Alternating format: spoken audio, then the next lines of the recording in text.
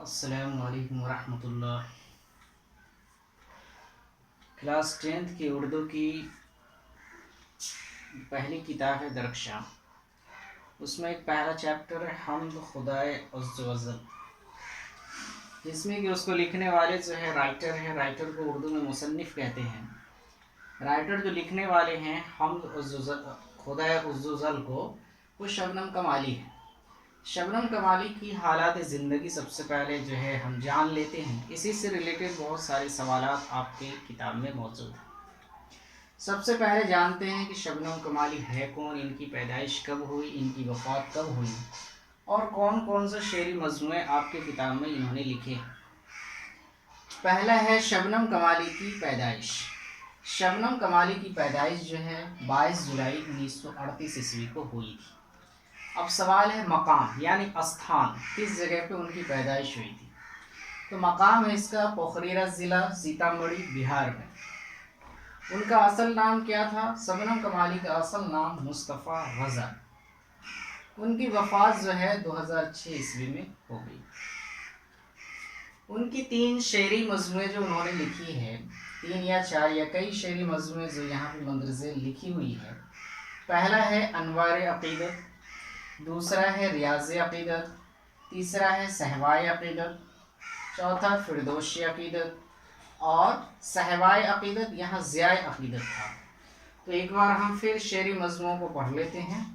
انوار عقیدت، ریاض عقیدت، ضیاء عقیدت، فردوس عقیدت اور صہبائے عقیدت۔ اور اب جان لیتے ہیں کہ حمد کسے کہتے ہیں، حمد ہوتا کیا ہے۔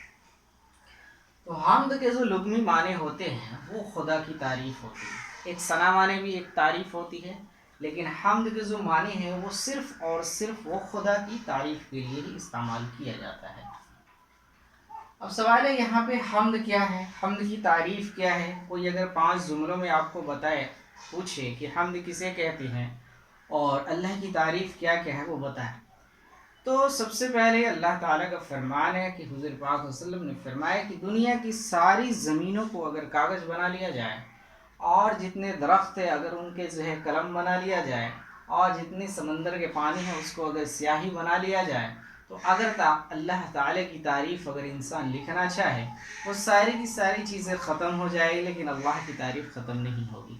پھر بھی مختصر ہم 5 جملوں میں اللہ کی تعریف یوں بیان کرتے ہیں کہ حمد اس صنف کو کہتے ہیں۔ اب سوال پیدا ہوتا ہے صنف کیا ہوتا ہے؟ صنف اسے کہتے ہیں کہ شاعر کے باطن خیالات، جذبات، احساسات کو ہم صنف سے جانتے ہیں۔ اب صنف کے بارے میں ہم سمجھ لیے۔ حمد اس صنف کو کہتے ہیں جس میں خدا کی تعریف بیان، خدا کی تعریف بیان ہو گئی۔ اب خدا کی تعریف ہم 5 جملوں میں بیان کرتے ہیں۔ خدا پاک اور بے عیب ہے۔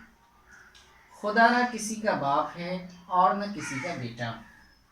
خدا کو نہ نیند آتی ہے اور نہ ہی خدا کو کسی چیز کی حاجت آتی ہے۔ وہ ہر حاجتوں سے پاک ہے۔ خدا ہر شے کا بادشاہ ہے۔ وہ جو چاہتا ہے وہی کرتا ہے، اس کے ارادے کو کوئی روک نہیں سکتا۔ تو خدا کی تعریف ہو گئی۔ اب نعت کسے کہتے ہیں؟ نعت صرف محض حضور پاک صلی اللہ علیہ وسلم کی جس میں تعریف بیان کی جاتی ہے اسے نعت کہتے ہیں، اور ہم تحریری شکل میں اس کو یوں بیان کرتے ہیں، نعت اس صنف کو کہتے ہیں، نعت اس صنف کو کہتے ہیں جس میں پیارے نبی حضور پاک صلی اللہ علیہ وسلم کی تعریف بیان ہے۔ اس کے بعد اگلا سوال آپ کو کتاب میں جب مطالعہ کریں گے حمد کو پڑھنے کے بعد، شبنم کمالی کی حالات زندگی کو پڑھنے کے بعد، تو آپ کو چند سوالات ملیں گے جس میں کہ ایک منقبت بھی آپ کو ملے گا۔ تو جان لیتے ہیں منقبت کسے کہتے ہیں۔ منقبت اس صنف کو کہتے ہیں جس میں اولیاء اللہ، بزرگان دین، اولیاء اللہ جو اللہ کے برگزیدہ بندے ہیں، جو اللہ کے کافی قریب ہیں، جس میں اولیاء اللہ، بزرگان دین کی تعظیم ہے، ان کی رسپیکٹ میں، ان کی شمان میں، تعظیم میں کوئی نظم پڑھی جائے، کوئی شاعر ان کی تعظیم میں، اولیاء اللہ کی تعظیم میں کوئی نظم پڑھے گا، کوئی شعر پڑھے گا، ان کی شان میں اگر کوئی نظم پڑھی جائے، کوئی شعر پڑھی جائے تو اسے منقبت کہتے ہیں۔ اگلا ہے قصیدہ۔ قصیدہ اس صنف کو کہتے ہیں جس میں کوئی شاعر انعام و اکرام کی لالچ میں بادشاہ کی تعریف میں کوئی نظم کہتا ہو یا پھر کوئی شعر کہتا ہو۔ ایک بار اور ہم قصیدہ کو جان لیتے ہیں۔